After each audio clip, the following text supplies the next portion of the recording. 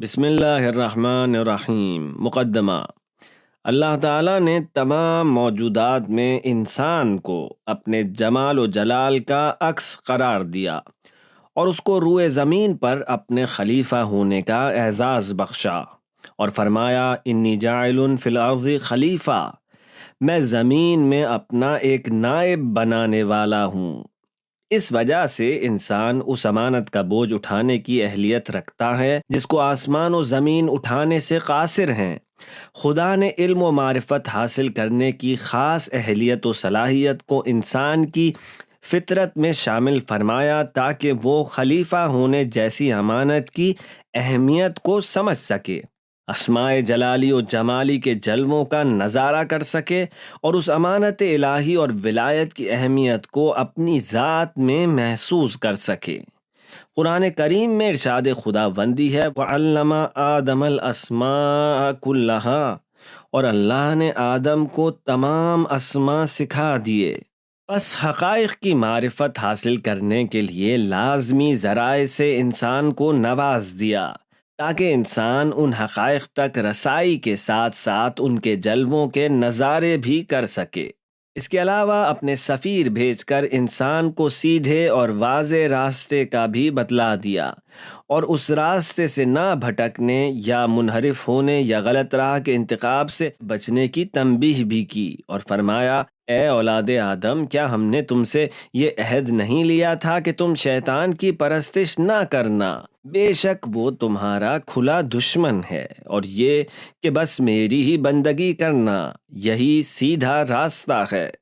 اس طرح ہر انسان اپنی تخلیق سے موت آنے تک اس عظیم مقصد کی جستجو میں سرگرداں رہتا ہے جسے فطری کمال جوئی بھی کہا جاتا ہے۔ اگرچہ یہ ممکن ہے کہ کمال تک رسائی کے سفر میں وہ راستے سے بھٹک جائے اور بہت ہی محدود اور کم اہمیت والے مقامات کو اپنی منزل مان کر مطمئن ہو جائے، لیکن یہ بھی ممکن ہے کہ تمام تر انسانی کمزوریوں کے باوجود ان اندیکھے جہانوں اور مقامات تک پہنچ کر مثل ابراہیم علیہ السلام پکار اٹھے لا احب الغافلین، میں غروب ہو جانے والوں کو پسند نہیں کرتا، اور علم کی لامحدود وسعتوں تک پہنچنے میں، ہر طرح کی قیود پر کامل فوقیت حاصل کرنے میں، ہمیشہ قائم و دائم رہنے والے اور وجود عطا کرنے والے اللہ تک رسائی حاصل کرنے میں، اور ہر لمحہ صراط مستقیم پر ایک عاشقانہ طریقے سے چلنے کو اپنا کمال جانے۔ جب تک میری مراد بر نہ آئے گی میں طلب سے ہاتھ نہیں کھینچوں گا، یا تو جان جانا کے پاس پہنچ جائے گی یا جسم سے ہی نکل جائے گی۔ عنوان بصری وہ بزرگ شخصیت ہیں کہ جنہوں نے ایک طویل زندگی بسر کرنے کے بعد امام صادق علیہ السلام کے حضور عاجزی سے پیش ہونے کی بدولت خود کو یعنی اپنے آپ کو دریافت کیا۔ امام کی تربیت کی بدولت وہ ایک بڑی تبدیلی سے گزرے۔ جو کچھ بھی ان کی دسترس میں تھا اس سے دستبردار ہو کر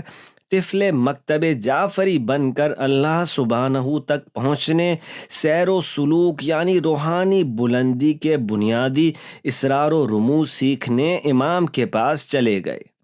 اس بات کو بالائے طاق رکھ کر کہ وہ اس سفر کو جاری رکھ بھی سکیں گے یا نہیں۔ امام صادق علیہ السلام کی مثبت و تعمیری تعلیمات نے نہ صرف عنوان کے لیے بلکہ دوسرے سالکین راہ حق و معرفت کے لیے نئی راہیں روشن کر دیں، اور ان کو محبوب حقیقی یعنی اللہ سے نزدیک تر ہونے کے بنیادی اصول اور طریقے یاد کروا دیے۔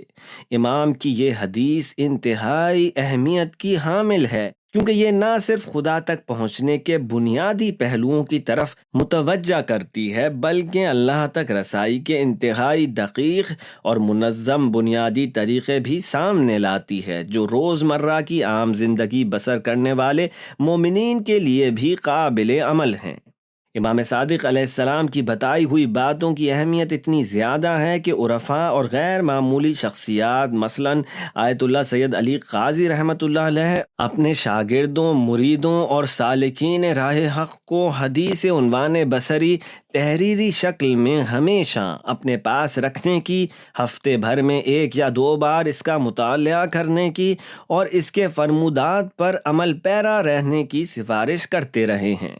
یہ روایت اپنے مضمون، امام جعفر صادق علیہ السلام کے بتائے ہوئے طرز تربیت اور اپنے گہرے مطالب کی بدولت انتہائی اہمیت کی حامل ہے۔ اللہ تعالیٰ کی قربت کے خواہاں کسی بھی شخص کا اس کی طرف متوجہ رہنا ضروری ہے۔